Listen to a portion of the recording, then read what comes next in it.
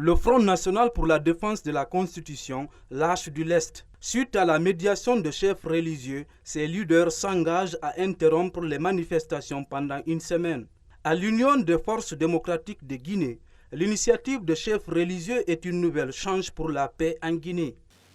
Est-ce que le pape peut penser une seule fois ou les archevêques modifier la Bible pour que le pape reste indéfiniment comme il veut ou bien que les archevêques restent indéfiniment?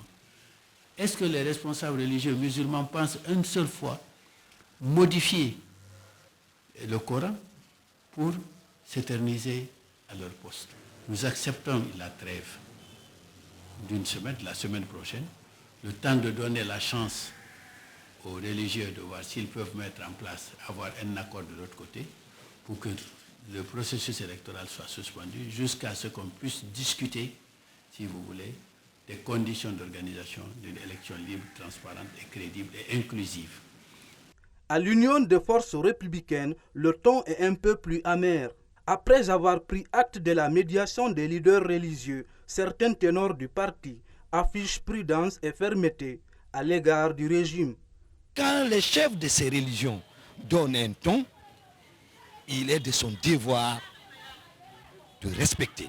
Mais malheureusement, nous avons affaire à quelqu'un qui est un va-t-en-guerre, qui ne veut écouter personne, qui ne pense qu'à lui et pas à la Guinée. C'est une question de survie. On est obligé de nous battre pour défendre notre constitution, pour défendre les règles et les principes que nous avons dans notre pays. Sinon, c'est ouvrir la boîte à Pandore. Quiconque viendra ici changera comme il veut les lois de notre République.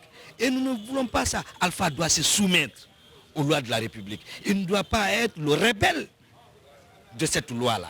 Aujourd'hui, il se comporte en rebelle contre les lois de notre pays. Les lois qui l'ont mis là.